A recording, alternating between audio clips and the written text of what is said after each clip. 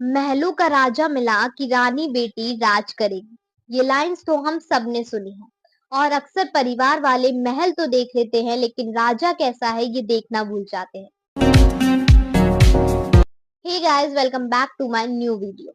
आज देश की 3 लड़कियां, ग्वालियर की पलक, ग्रेटर नोएडा की दीपिका नागर और भोपाल की तुषा शर्मा, तीनों ने दहेज प्रथा के कारण अपनी जान गंवा दी है। एलिमनी के खिलाफ तो सब बोल लेते हैं लेकिन दहेज सब एक्सेप्ट कर लेते हैं। शादी शादी कम, एक मैरिज डील ज्यादा हो गई। भोपाल की तुषार शर्मा जो कि एक मॉडल रह चुकी थी, जो कि मूवीज कर चुकी थी, कंटेंट क्रिएटर थी, जर्मनी की कंपनी में काम करती थी, अच्छा खासा हर बुलंदी हर नाम उससे अपना हासिल किया था। लेकिन जिंदगी की कितनी भी बुलंदियां हासिल कर ली हो, दहेज प्रथा के कारण उस बेटी ने अपनी आज जान गंवा दी। अब उसके मायके वाले ऐसा कह रहे हैं कि दहेज के लिए प्रताड़ित किया जाता था, उसका पति उसको मारता था, गालियां देता था। ये एक सुसाइड नहीं है, ये एक प्लान्ड मर्डर है। तुषा की जो सास है उसका ये कहना है कि हमें लगा था एक पंडिताइन बहू आएगी राजपूत परिवार में, पूजा पाठ करेगी, दिया बत्ती करेगी, पर वो पूजा तक नहीं करती थी। वो अपने हिसाब से कपड़े पहनती थी, वो खाने की प्लेट तक नहीं उठाती थी, वो पौधों को नहीं देखती थी, ड्रग एडिक्ट थी। ये सब आपको 5 महीने बाद याद आया या फिर ये सब आपको डेटिंग के टाइम पे नहीं समझ आ रहा था? जब आपसे ज़िक्र किया गया कि आपके बड़े बेटे का डिवोर्स क्यों हुआ, तो आपने बोल दिया कि वो एयर फोर्स में था, बहू कहीं और थी, उन लोगों का एडजस्ट नहीं हो रहा था, उन्होंने म्यूचुअली डिवोर्स ले लिया। बिल्कुल नहीं, ये आपको शादी के टाइम पे नहीं पता चला था कि कौन एयर फोर्स में, कौन कहाँ पे है। आप इतनी गलत चीज़ें बोल रही हो, आप एंटीसिपेटरी बेल लेकर आ गई हो। एक लड़की जो अपने स्टैंड लेने के लिए जिंदा नहीं है, आप उसके खिलाफ दुनिया को भड़काती जा रही हो, उसकी आत्मा को शांति नहीं मिल रही, आप उससे तानेबाजी कर रही हो। मतलब ऐसी सास भगवान दुश्मन को भी ना दे। और आपको अगर लगता है आप इतनी सही हो तो आपका बेटा फरार क्यों है? और जेल में होने के बाद भी जब आपकी बहू मर गई थी तो आप पुलिस वालों को ये बोल रहे हो कि मेरे पौधे मर जाएंगे। ऊपर इवन पुलिस ने जब लॉक कर रखा ऐसे मेरे पौधे मर जाएंगे। यू डू योर वर्क, आप जितना कर सकते हो। मेरे लिए तो हर पौधा इज लिविंग एंटिटी, हमें बचाना है उसको। किसी की बेटी मर गई और आपको अपने पौधों की चिंता है। दूसरा केस दीपिका नागर। दीपिका नागर के पापा का कहना है कि उन्होंने लगभग 1 करोड़ की शादी करी थी। उन्होंने 50 लाख रुपए भी दिए थे और स्कॉर्पियो भी दी। लेकिन ससुराल वाले जो है वो लगातार फॉर्च्यूनर की डिमांड कर रहे थे।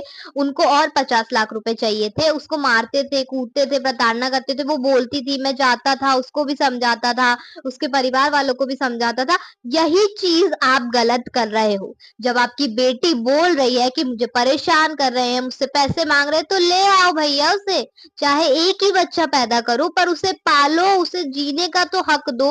ऐसा बोल रहे हो कि उसे तो हमें तो पहले से ही पता था, उसे टॉर्चर करते थे, मारते थे, तो आप क्या कर रहे थे घर पे बैठ के? और बस एक लड़की को ये कह देते हो एडजस्ट कर लो, थोड़ा सहन कर लो, परिवार बना लो, घर बसा रहने दो। भैया आपके एडजस्ट करने के चक्कर में वो अपनी जान गंवा देती है। मुझे तो समझ नहीं आता ये कैसे लोग हैं जो समाज में इज्जत बचाने के चक्कर में अपनी बेटी की जान गंवाने को तैयार है। हमेशा बस एडजस्ट कर लो, सहन कर लो, संसार बसा लो, कह के टाल देते हैं। पलक जो कि अपने भाई को 20 मिनट पहले फोन करके बोल रही थी भाई ये मुझे मार देंगे, मुझे लेके आ जाओ, 20 मिनट बाद उसकी मौत हो जाती है। वो किस लिए? क्योंकि उनको चाहिए थी कार और सोने की चेन। और पता है तीनों परिवार और कोई भी परिवार जिसके घर में बहू की डेथ होती है वो बहुत सिंपल सा बोल देते हैं कि सुसाइड किया है उसने, हमने कुछ नहीं करा है, वो तो खुश थी, वो तो अच्छी थी, पता नहीं एकदम से क्या हो गया। कभी आपकी बेटी मरी है? कभी आपकी बेटी जली है? कभी आपकी बेटी ने फांसी लगाई है? कभी आपकी बेटी छत से कूदती हुई मिली है? नहीं ना। सिर्फ बहू ही क्यों होती है हर बार? हम लोग क्यों अपनी बेटी को ये नहीं सिखा पाते कि अगर मर्द तुम पे एक हाथ उठा रहा है तो तुम भी 2 उठा सकती हो।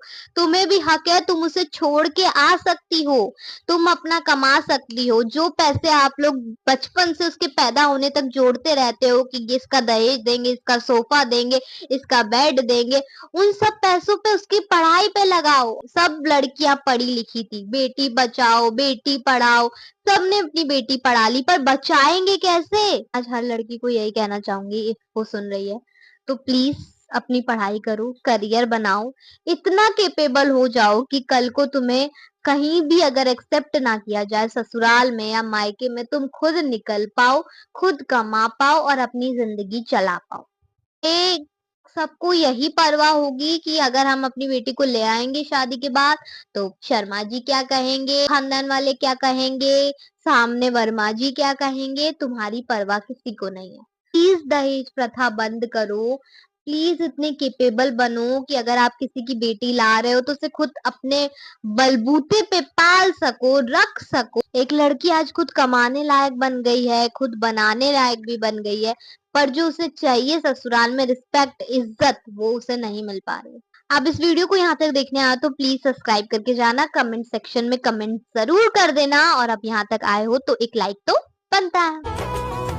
अगर लड़की अपनी पसंद से शादी करे तो उसे गलत माना जाता है, और अगर अरेंज मैरिज में कुछ बुरा हो जाए तो उसे किस्मत का मामला बताकर टाल दिया जाता है।